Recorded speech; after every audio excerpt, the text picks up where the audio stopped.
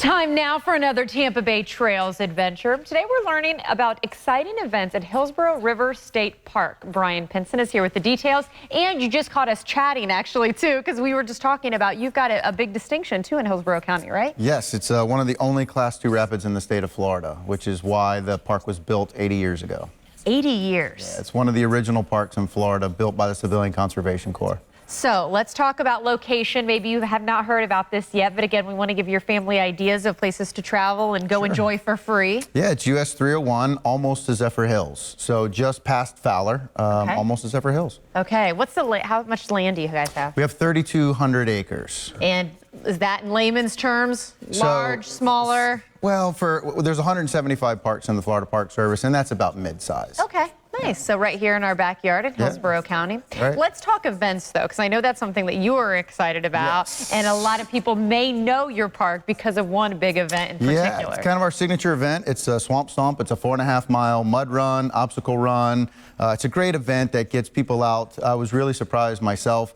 Kids from 6 years old to 66 years old coming out participating in this. Well, I think it's an excuse to get dirty. I think that's the popularity of them, right? Right. That's what we say at the starting line. The biggest accomplishment is committing to do it. Once they get there, it's all fun and games after that. I think I would kind of want to ignore the actual race itself and maybe enjoy the after party, which I hear is pretty nice as well. Yeah, we usually have a ton of food trucks, and there's medals, there's a ton of competitions, food and games and that sort of thing. It's a pretty good all-day event, yeah. Nice. Well, when it comes to the Florida Park Service in all, I know one big thing, too, to make it happen, to make them stay beautiful, is volunteers. That's right. Yeah, volunteers last year contributed to over 700 full-time positions in the Florida Park Service. It's amazing. We couldn't stay open without volunteers.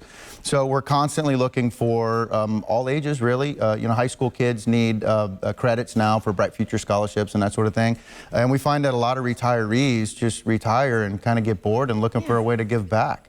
And we have that outlet. What are some of the ways that you talked about how to volunteer? What do you actually do? What are some of the roles that people can get involved in? Yeah, it's a great question. So we do a ton of trail maintenance. That doesn't take a whole lot of skill to kind of go through trails. But then we also find people who have retired from careers of 40 years, maybe an electrician, to come out and help us do upgrades and put in light fans and fixtures and that sort of thing. I like it. You know, I don't mean to put you on the spot with this kind of a curveball here, but if you had to sell the park, if people were like, you know what, I've seen this on the map or maybe I've heard about it, what would you tell folks out there on why they need to visit you this summer? I would tell them that that's really a place that history and nature come together with all the cultural significance, the resources that we have. You can't really find anywhere else in Tampa.